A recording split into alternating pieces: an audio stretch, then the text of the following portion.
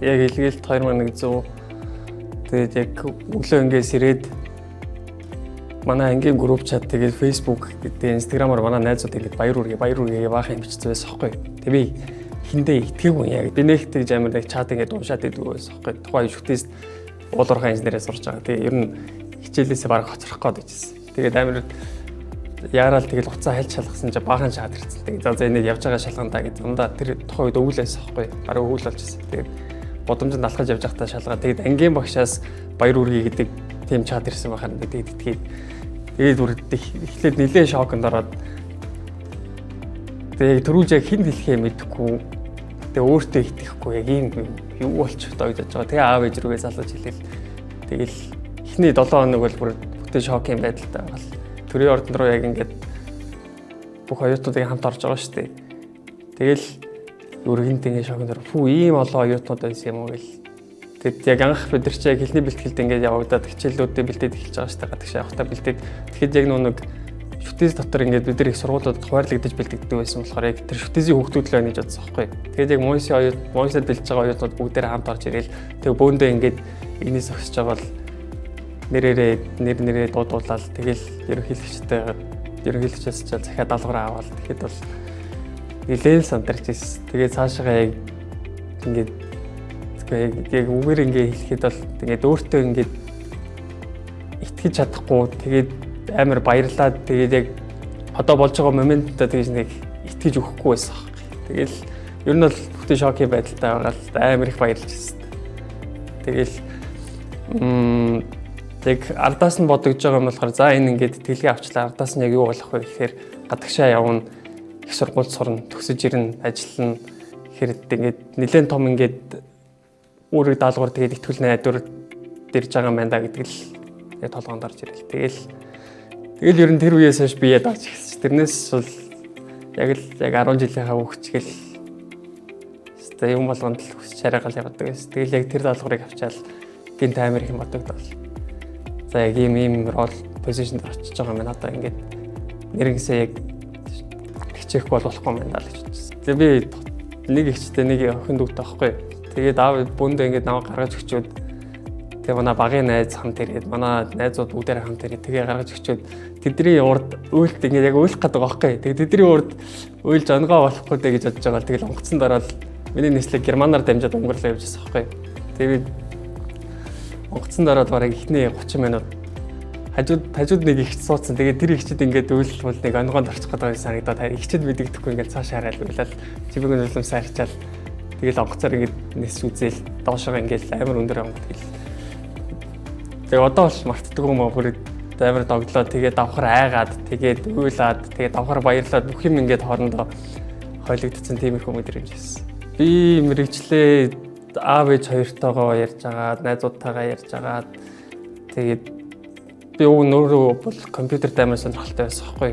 Тэгээд компьютероо чадна, давхар хажуугаар нь компьютер чадах хажуугаар давхар нэг юм барьж авах хэрэгтэй байна даа гэж бодоод тэгээд яг ирээдүйд яг за би одоо ингээд 4-5 жил сураад явлаа гэж бодъё. Тэгээд намайг ирэхэд юу ямар хөгжилтэй байх үгдийг нь тооцоолж жагаад за ерөнхийдөө бол усжуулалтаар сураад усны инженер болоод тэгээд байгалийн хүн сэргээлтээр явах юм бол ер нь нэлээ ирээдүйтэй байна да. Тэгээд бол Монгол улс нэлээ хэрэгтэй байна да гэж бодоод тэгээд аав ээж хоёртойгоо зөвлөлж жагаад Унгарын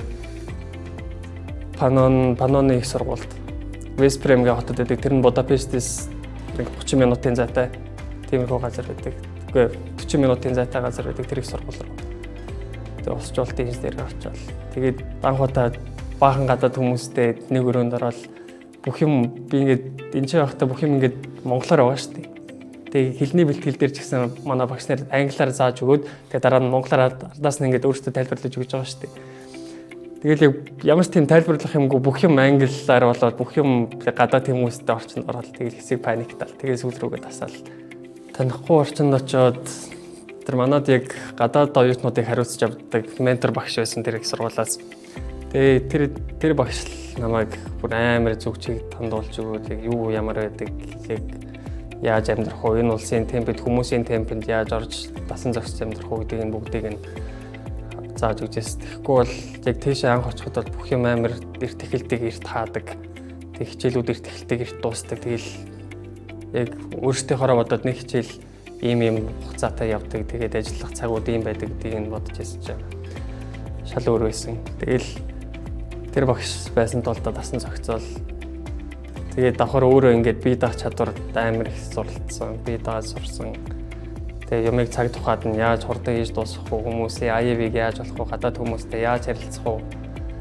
Тэгэхгүй бол гадаад хүмүүсийн логик, монгол хүмүүсийн логик хоёр зөрөлдөд идэх байхгүй. Бид нар ингээд нэгэнтэйгээ хурдан ярилцаад хурдан ойлголцдог. Тэднэрт тэнцээ болохоор надад санагдсан юм нь заавал ингээд детальч тайлбарлахгүй бол жоох үйл ойлголцол гараад идэг. Тэгэл хүнтэй яаж харьцахыг сурч авсан, цаг яаж барихыг сурч авсан.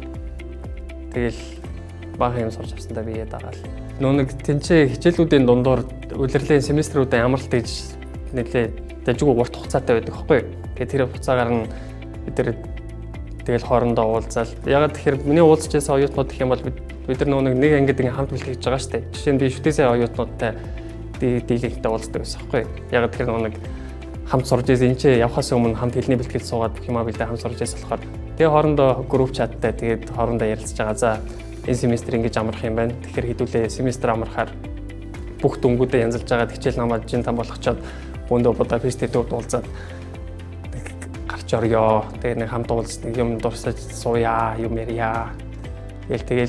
Тэгэнгუთ яг нэг хотод салцсан байгаа оюутнууд чинь бөөндөө цуглаад айгуу гоё гэдэг байсан. Тэгээ ягаад тэгэхээр би сургуультаа ганцаараа Монгол оюутан байсан, Монголоос ирсэн оюутан байсан. Тэгээд бусад оюутнууд бүгдээрээ гадаад тэгээд яг тэнцээ би нэг жил бараг Монгол оюутнуудтай уулзахгүй байж байгаа. Тэгээ Монгол оюутнуудтай уулзсан чинь яг л нэг юм Монгол буцаад ирсэн юм шиг эсвэл шүтээс рүү буцаад дараад ирсэн юм шиг амар гоё санагдал. Нэг тийм дулаан мэдрэмж төрж ирсэн. Амар том өөрчлөлт гарсан да. Ер нь бол айгүй тийм юу байсан гэх юм уу? Тийм залхуу байсан гэх юм уу? Ер нь бол зүгээр л хичээлээ хийдэг, гэрлүүгээ хайрдаг, унтдаг тийм хүмүүс байсан байхгүй. Тэгээд яг гадагшаа ганцаараа яваад тэгээд илгээл дээр тийшээ яваад сураад тэгэнгүүт чинь намайг унт гэж хэлэх хүн байхгүй болчихж байгаа байхгүй юу? Үгүй орой болчлоо унт гэдэг хүн байхгүй. Тэгээд гадаад багш нар чинь манай монгол багш нар шиг ингээд сэтгэлээсээ энэ гэрийн даалгаврыг цаг хугацаанд дуусгаад энийг өг гэж шахаж шаардахгүй. Тэгэл яг хэсэг хинч намайг ингээд тоож анхаарал тавихгүй юм шиг санагдал. Тэгэл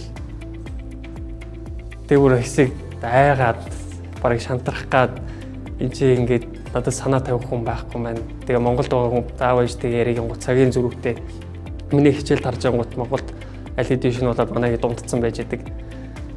Тэгэл би нэг бол шантрах юм байна. Нэг бол нэг яг үүрэг даалгавраа яг гүйцэд дуусгаад өөрөө хичээсээр байгаад ард нь гарах юм байна гэл.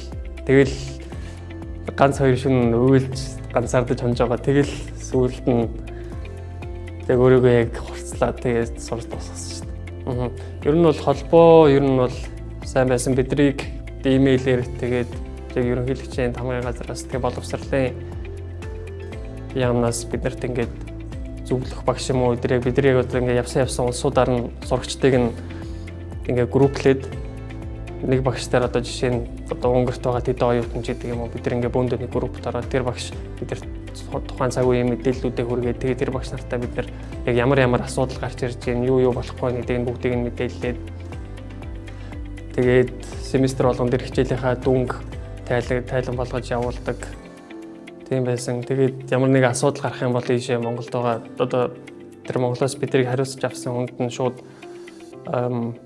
хэлчингууд тэр хүн одоо бидний асуудлыг дэше мэддээ тэгээд цаг тухайд нь ер нь бол байж болох талаас нь хамгийн хурднаар нь шийдвэрлэж өгдөг байсан. Одоо энэ жил дахин сонгогдож байгаа тэгээ өнгөрсөн жил сонгогдож байгаа ер нь бол одоо бид нар чинь хамгийн ихний сонголтоор явсан оюутнууд шүү дээ. Тэнгуут дараа жилээ сонгогдож байгаа оюутнуудтай бол битгий шантраарай. Тэгээд ямар ч улс руу явсан битгий тэр улсаа голоорой. Тэгээд ямар ч мэрэгчлэр сурж исэн битгий тэр мэрэгчлээ голоорой. Яг дунд нь бол зөндөө эргэлздэг юм байлаа. Би яг усчлалтаар сурчаад усчлалтын инженерээр ингээд сурагингууд миний төсөөлж исэн хичээлүүдээс шал өөр. Минийх тэр жигтэй хим биологийн хичээл орж ирж байсан болохоор би ихэндээ жоохон шантрахж исэн. Тэгээд би яагаад энэ мэрэгчлийг сонгож байгаа гэд өөрийгөө нэлээд буруутгах гэсэн битгий тэгэрээ тэгвэл яг уу хэцүү юм байлаа. Яг тэгж өөрийгөө буруутгах юу сонгосонтой эргэлзүүл хэцүү байлаа. Тэрний оронд зүгээр л нэг сонгосон ямаараа тууштай яваад тэрийгээ газ дуусгаад тэгээд Монгол руугаа буцаж ирээрээ. Тэр тал дээр битгий шантраарай л гэж хэлээ да. Одоогор би усчлалтын инженерээр ажиллаж байгаа. Тэгээд би одоо гэрээнийхаа дагуу 5 жил ажиллажаа. Тэгээд би мэргэжлээд магистраар тэрийгээ ингээд химийн наривчлсан болгож сурна гэж бодож байгаа. Тэгээ химийн наривчлсан болчих юм бол одоо дан ганц усчлалтай биш. Тэгээд ус цэвэрлэх байгууламжаа хяндаг инженер болж болно гэсэн үг. Тэгэх юм бол яг том зорилгоороо том зургаараа үзэх юм бол тэр нь юу вэ гэхээр би одоо усны хоолой яаж явдгийг мэдж байгаа. Ус одоо бохир ус зайлуулах хоолой тэгээ борооны усны шугам яаж явдгийг мэдж байгаа. Тийм болохоор одоо би усаа бүр сайн ингээд цаашаа химийн чиглэлээр нь барьчих юм бол манай монголчуудын одоо хэрэглэх төв шугамын ус нь одоо жишээ нь тасардгүй байх ч юм уу. Эсвэл одоо зундаа зарим үед халуун ус шугамын сэлгэлтийгээ шугамаа засвар шинжилт хийхээр зарим үед халуун ус хүйт ус тасардаг та. Тэр асуудлууд ер нь байхгүй болно гэдэг талаас нь үзээд би одоо усчлалтын сурсан чинь дараа нь химийн чиглэлийг сураад тэгээд ер нь бол одоо усаар таслахгүй байдаг л хүн болно доо гэж бодож байгаа даа.